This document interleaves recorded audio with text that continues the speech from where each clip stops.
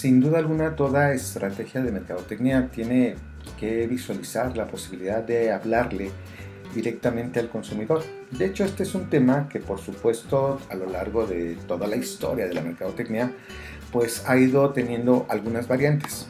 Por ejemplo, vamos a entender en ese sentido que el antecedente de la delimitación del consumidor es justamente la segmentación de mercados.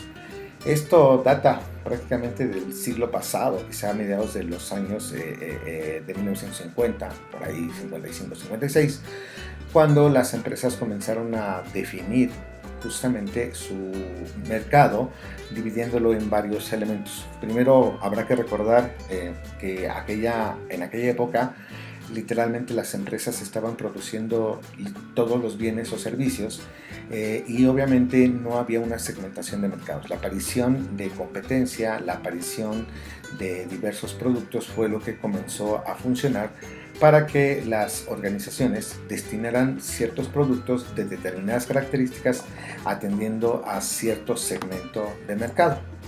En ese sentido, la gran mayoría de los teóricos de la mercadotecnia, y bueno, ya en el sentido también los prácticos, comenzaron a definir los parámetros que tendrían que utilizarse durante esta segmentación.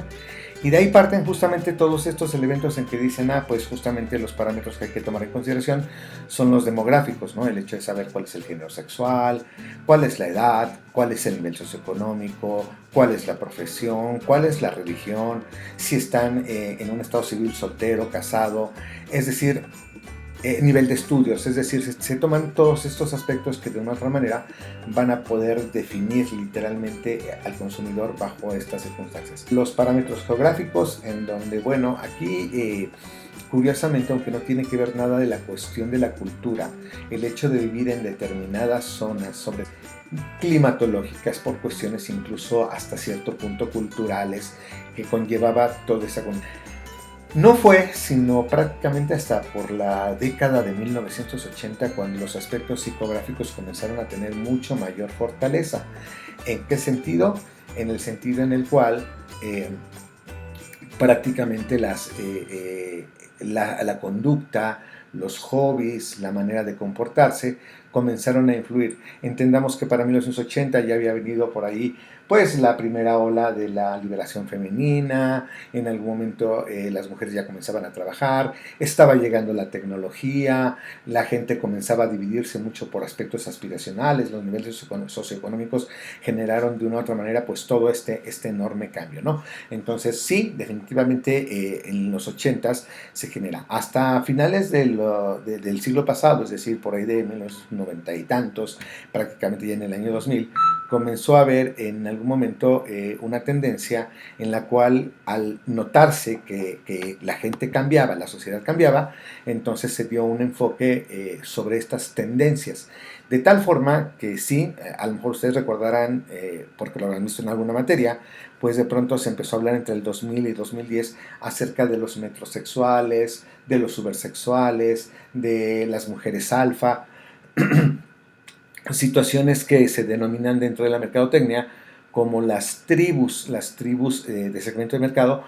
¿Cuál era la tendencia o por qué se centraba en esto? Porque, bueno, se notaba que efectivamente en la sociedad, no importando el rango de edad, de pronto ya las variantes eran muchos. Es decir, voy a tomar nuevamente, ¿no?, las mujeres que tenían entre 20 y 35 años de edad, ya durante esta época, muchas de ellas ya no pensaban obviamente en casarse como prioridad, muchas de ellas ya comenzaron a pensar que no, los hijos no eran tampoco su prioridad, muchas de ellas estaban terminando ya sus carreras profesionales, empezaban en el ámbito laboral y entonces comenzaba a dividirse esa mujer que salía, que trabajaba, que de pronto decía en algún momento pues quiero tener una conducta diferente, casi que la del ama de casa. Se comenzó a generar muchas tribus. Circunstancia de generar tribus servía precisamente para homogeneizar a los consumidores con características que de algún momento podrían ser más certera, específica y personalizada.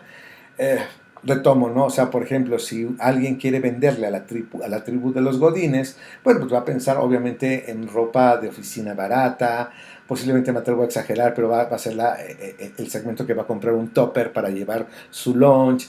Esto hace que al generar las tribus somos todavía más certeros, específicos y de algún modo estamos creando productos prácticamente para ellos, ¿no? Entonces, por eso es que esta tendencia de segmentación se fue hacia el desarrollo de las tribus.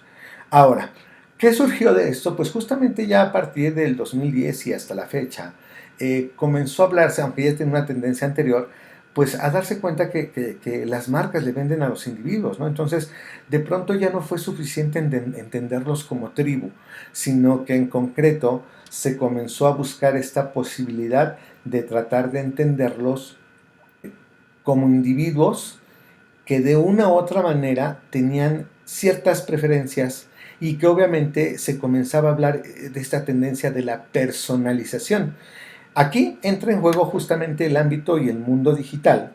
¿Por qué? Porque obviamente lo que trajo el uso de todas estas herramientas, entiéndanse los buscadores, los navegadores, las redes sociales, pues comenzó a dotar de mucha información en donde de una u otra manera ya sabíamos en concreto pues cómo es el tipo de persona. Entonces, cuando una marca va a hacer, por ejemplo, su página web o va a vender un producto a través de las redes sociales, pues va a comenzar a utilizar estos intereses, ¿no? Por ejemplo, una página web, lo que puede suceder es que para atraparme a mí, lo que va a generar es, va a generar un blog, un contenido, un video, algo que tenga que ver con teatro, porque obviamente esto me va a llevar a que a mí me aparezca en algún momento durante mi navegación en todo el Internet. Y cuando hacemos una campaña de publicidad, pues normalmente lo que le decimos a Google Ads o a Facebook Ads es selecciona estos intereses. Con base en ello, entonces hay que decir que la tendencia en la segmentación, sobre todo en lo digital, ya no es hablar en concreto de estos parámetros demográficos, geográficos y psicográficos tan generalizados. Las tribus han comenzado a dejar de funcionar, ya no les estamos hablando a los godines, a los metrosexuales. Aquí realmente es entonces entender que le vamos a hablar a una persona. Entonces, cuando se hace un buyer persona, por ejemplo, y están buscando a alguien como yo, lo que normalmente generan es hablar de que, ok, nosotros le vamos a hablar a Gustavo. Gustavo es un hombre que tiene 50 años, Gustavo es un hombre que es profesionista, publicista y además es docente. Gustavo es un hombre que sus intereses generales es su familia, el viajar, el leer, el convivir con los amigos. Gustavo, por ejemplo, tiene ciertos temores. Él tiene temor al envejecimiento, tiene temor a en algún momento sufrir una enfermedad en la cual pueda perder la memoria. A Gustavo tiene ciertos gustos muy específicos. A Gustavo le gusta mucho la comida mexicana, le gustan los tacos. Entonces me están describiendo de esa manera. Cualquier persona pues requiere justamente de esos, hablar desde el nombre de la persona, que normalmente se dice, oye, ponlo como ficticio, ¿no? Hablar sí de los datos demográficos es importante, no dejarlo, pero hay que entender qué redes sociales navega, cuáles son sus objetivos personales, cuáles son los intereses y todos aquellos elementos que vayan sumando a la relación directamente con el cliente, porque ya estamos hablando de esta relación de no eres el consumidor general, sino que eres un cliente a quien yo quiero verdaderamente fidelizar. Es ficticio, pero es hablar, por ejemplo, de este señor llamado Pedro Picapiedra, que tiene 47 años, que es casado, que vive en una ciudad llamada Roca Ciudad, que en algún momento él es trabajador de la industria de la construcción, en realidad es no directivo, sino que maneja las máquinas que en la industria de la construcción sirven para mover las piedras y demás. Él ya a esta edad de pronto lo único que le interesa es ser el mejor padre de familia. Él ya no quiere ir a estudiar. Él ya de pronto dijo, ya lo que hice, lo hice. Yo seguiré trabajando en mi empresa hasta que yo pueda jubilarme y yo seguiré buscando la manera de seguir siendo un padre de familia.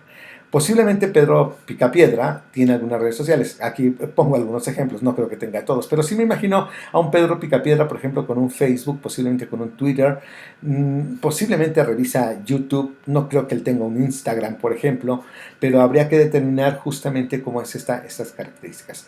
¿Qué es lo que le interesa a Pedro Picapiedra? Pues el bienestar de la familia, el convivir con los amigos, le gusta jugar boliche, pertenece a un grupo de convivencia de puros hombres y obviamente se reúne con ellos para platicar, tomar la copa, convivir, y ese es el tiempo libre que tiene para distraerse del trabajo y distraerse también de las responsabilidades de la familia, ¿no?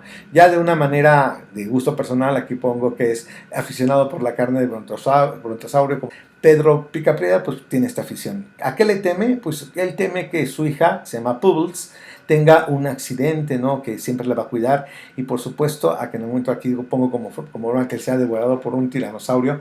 ¿Por qué el temor? Pues porque obviamente le estaría faltando a la familia. Y este es un contexto en el cual se hace justamente pues un buyer persona, así se ejemplifica, y obviamente se van agregando todos los puntos que puedan describir.